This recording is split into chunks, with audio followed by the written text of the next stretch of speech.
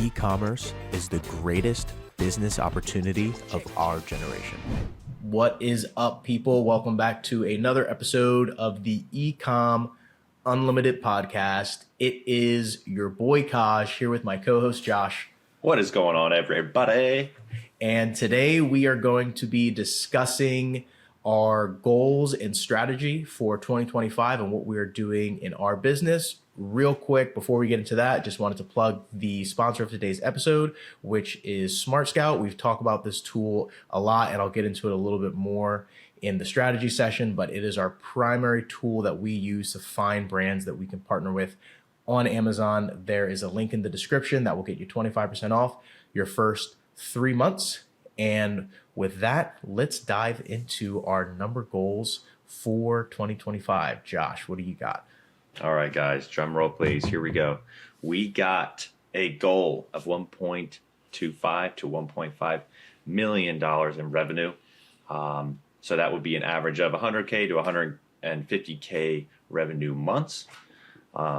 We are shooting for around a 15% gross margin on that $1.2 million goal, which would put us in a profit range of around $180K to $220K for the year.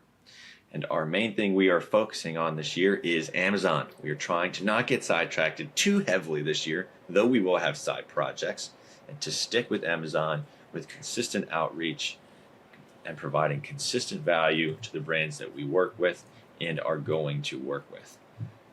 We are also going to continue to prioritize account health by not risking our account doing dumb things, like buying from liquidators and making sure we have proper documentation, or at least that we think we have documentation that Amazon would accept and that has a proven track record. So we aren't blindsided for our account health. So, Cajua, a little strategy. Yes. Talk to us about that.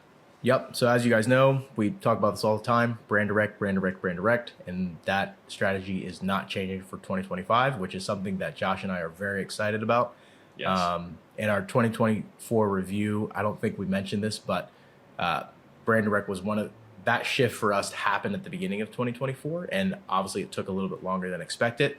And Josh, you know this, but it feels like almost every single year in our business, we've made a shift, whether it was from private label, one private label product to another private label product, or then from private label to retail arbitrage and retail arbitrage. It's just our model was switching every single year, which it almost feels like you're rebuilding your business from scratch every year.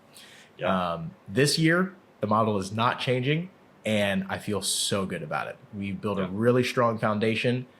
We have some solid brand direct accounts where we're the exclusive seller that are doing really well for us. It's pretty much automatic at this point. Really good margin. Some of them are like 20% margin, 30+% ROI. And so our strategy is just more of that, finding more brands that we can partner with. But we're going to be a little bit more strategic in how we find these brands. Obviously, like I said, we love using Smart Scout. We love putting in those brand filters and finding brands and doing the cold outreach, but also focusing on leveraging our in-person networks. Like we were at a quote unquote small trade show a couple weeks ago, and we found some guys that have a brand that blew up actually through Shark Tank. And one of the owners is a physical therapist. Josh is a physical therapist, and they talked for, 30 minutes, right? So just like finding those unique connections, where someone else who wasn't a physical therapist, we wouldn't have had that same conversation. We also partnered with a brick and mortar. That's through one of my connections. And we actually discovered another person that's in our network who also owns a brick and mortar store that's interested in growing in e-commerce, which obviously would include Amazon. And they might even have some brands that we can just buy and resell from them wholesale as well. And so those kind of relationships are things where when we build that moat, like there's no one else who's going to get access to those same products that we'll be able to get access to. So I think that is kind of the overall strategy. The other thing that we learned from 2024 in terms of tightening up our strategy for on Amazon is our specialty right now is not launching new products. We can do it. We know how to do it. But it's also very expensive and takes a lot of work.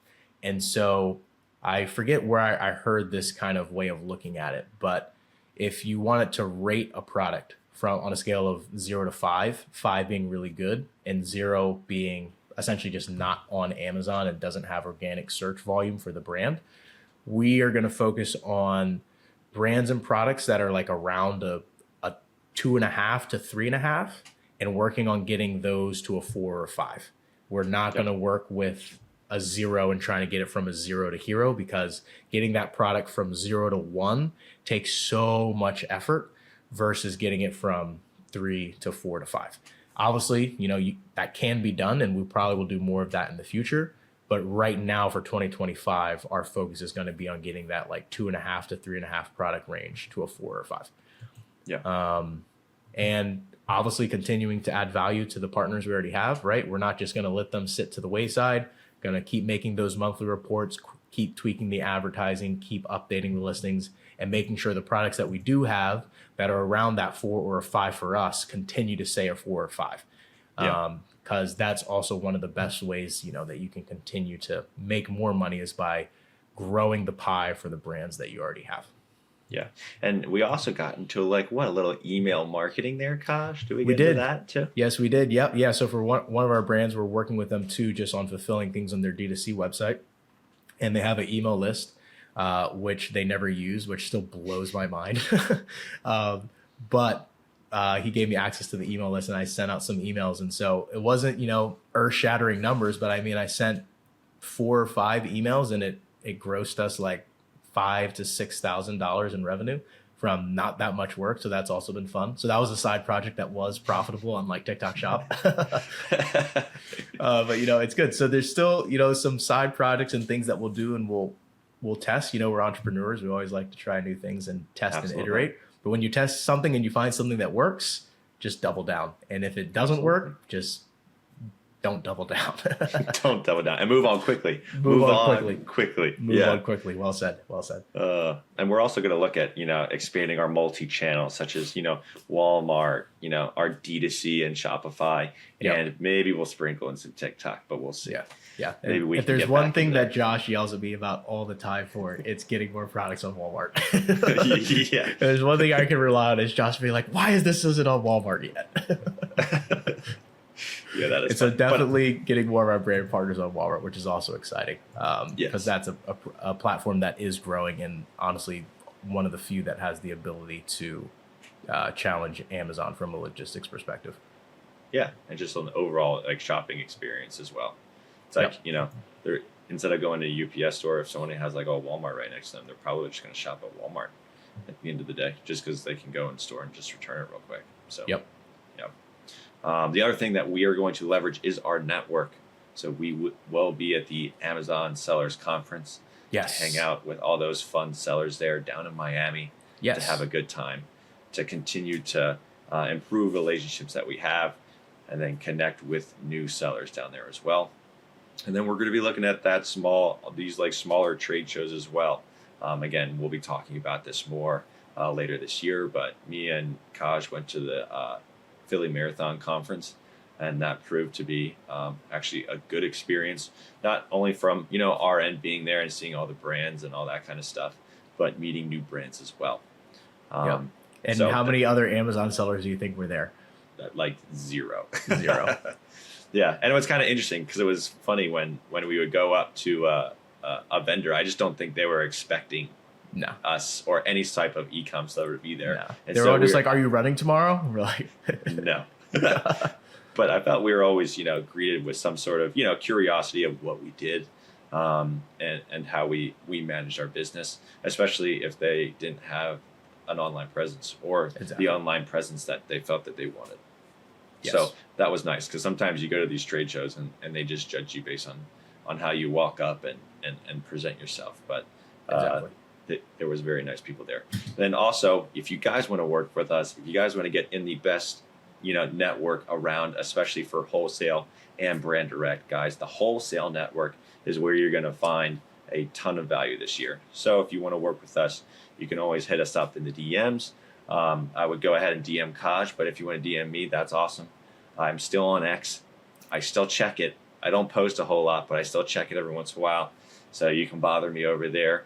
And yeah, guys, if you found value in this episode, give it a like to stay updated on all of our new episodes, and make sure to subscribe and like if you can. Guys, good luck in the new year that we have here. We are wishing you all the best, and we will see you on the next one. Peace. Peace.